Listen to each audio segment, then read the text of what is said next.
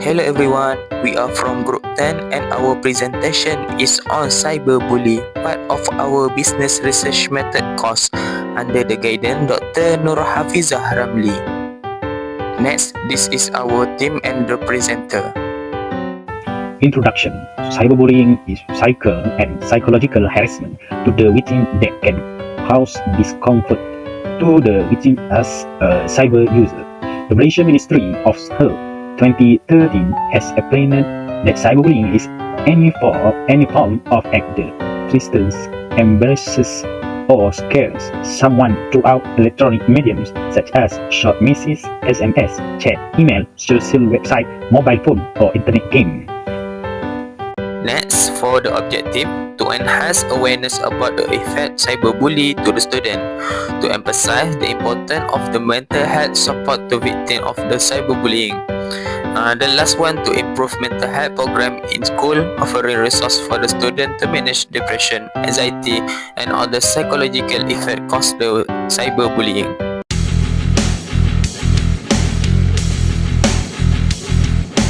First, effect for the academic performance. This article written by Fazurah Mustafa and Siti Hazika Shaban in 2023 focus on the impact cyberbullying on student academic performance. The author emphasized how the cyberbullying affect the student emotionally and psychologically, leading to issues like the stress, anxiety, and lack of motivation to perform well in the school. Now let's see the strength and the weakness of the article. This article is highly relevant, address the critical issue how the cyberbullying impacts student academic performance. Second, it is supported by evidence. Reference student like Goddard 2008, which highlight the effect of cyberbullying on the concentration, and Bauman 2010, who discuss the psychological consequence. Secondly, the article is clear focus, emphasize the emotional psychological toll of cyberbullying. Next, for the weakness, the role of social support such as family, friend, and teacher is insufficiently studied despite its importance in recovery. Next, the article ignores the diverse digital context where the cyberbullying occurs, such as online game and messaging apps. Finally, it overlooks cultural and religion factors, which could play a significant role in coping mechanisms, especially in the multicultural society like Malaysia.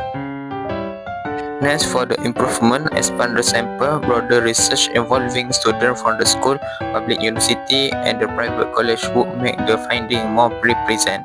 Digital platform. The study should analyze how the different platforms for the bullying behavior and their unique psychology impact. Next, the social support.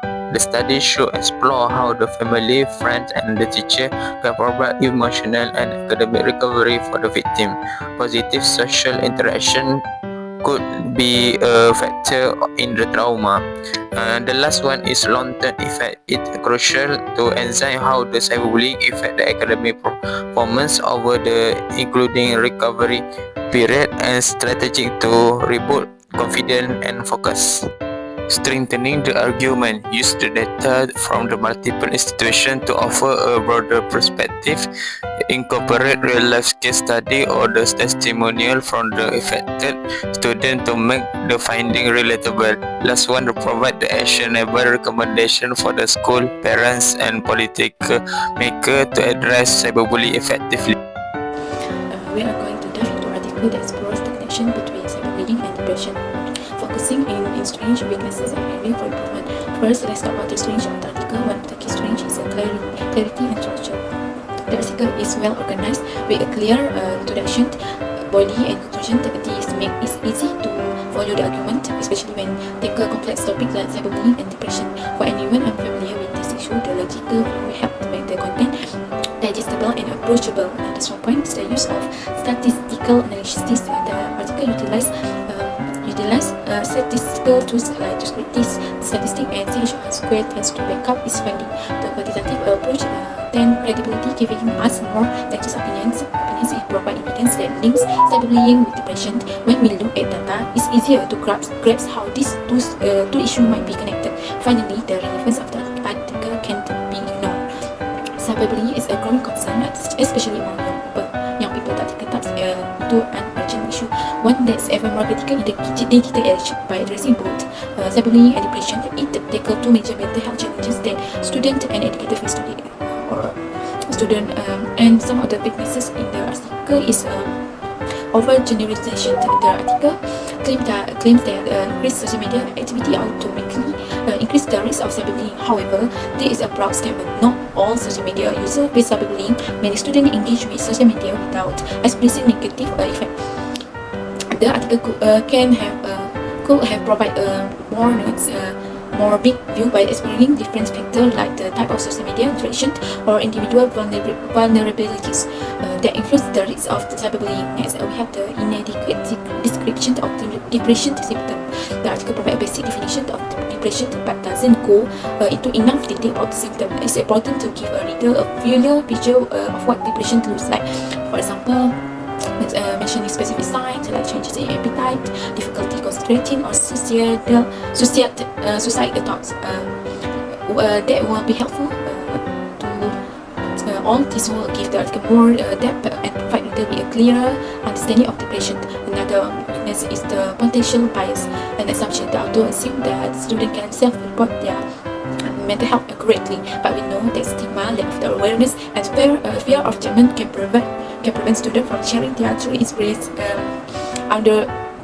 This assumption can lead to underreporting of cyberbullying or depression. Creating gaps in the data, the article can benefit from a more careful look at how data is collected and the possible bias involved. Lastly, there's a limited exploration of other contributing factor to depression by the article. Acknowledge external factor like family issue and academic pressure. It doesn't dive deeply into how this influences intersect with cyberbullying. By ignoring this complexity, the article oversimplifies the causes of depression, potentially leading to a complete understanding of the issue. Be improved. Let's take a look at the provide more variation discussion of social media bullying as a way instead of stating that social media increases the risk. They could explore how different types of interaction, like private messaging or group chats, can make their life like a likelihood of bullying.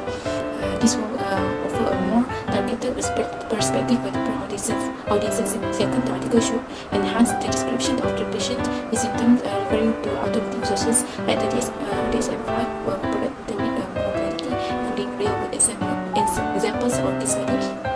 Could also help make the issue more relatable and impactful. Another improvement would be incorporate a broader range of contributing factors. The article will examine how things like pressure, family dynamics, and organizational economics, such as impact studies, mental health. These additional factors will offer a fuller picture of depression. Additionally, the author shows address methodology limitation. For example, discussing whether they use those specific statistical tests and acknowledge any potential bias would make their research more credible. This transparency helps to evaluate the validity of the result. I see that the article will benefit from a very practical solution, and call to action is one thing to highlight a problem, but it's even more impactful to the scientist way to address it. For example, university could attend anti-cyberbullying policies, raise awareness about the help, or offer resources for students, encouraging students to report cyberbullying or engage campaign could also make a real difference. Strengths relevant. The article highlights the profound emotional and psychological effect on victims of cyberbullying. These include depression, emotional distress, and behavior change. Research by Wan Hassan et al. 2015 and Abdul Rashid et al. 2021 support this finding by highlight mood disorder that can affect daily functioning. According to Abdul Rashid et al. 2021 found that clinically diagnosed depression is not just a normal feeling of sadness, but rather a medical illness involving prolonged feeling that can affect a person's daily functioning, as outlined by the Diagnostic and Statistical and Manual of Mental Disorder by DSM-5, namely mood disorder, depression, irritability, loss of interest or pleasure in almost all activities, significant weight change or appetite disturbance, sleep disturbance, restlessness or motor retardation, fatigue, feeling of weakness, loss of ability to focus, and frequent throughout of death and suicide. clarity. The article used clear source and city study such as Wan Hassan et al. 2015, 13, and Hinduja 2010, and Abdul Rashid et al. 2021. These references give credibility to the information presented. There are also statistics such as the double risk of suicide for victims of bullying, Etching and Winduja that help to give the reader a full picture. Evidence support. This article is supported by evidence from current reference such as according to Wan Hassan et al. 2015, the problem of cyberbullying has a very bad effect on victims, especially from a psychological point of view. Witness limited perspective. The study sample consisting of only 7 female studies was too sufficient to understand the various forms and levels of the impact of cyberbullying on suicidal tendencies in general.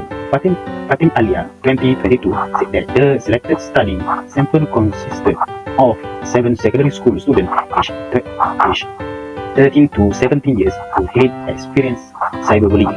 Yes, the article cites studies that show a relationship between religion's belief and life satisfaction, but does not consider individual or groups who may not adhere to religion. This can create bias, as if suggesting that religiosity is the only or best solution to overcome the effect of cyberbullying.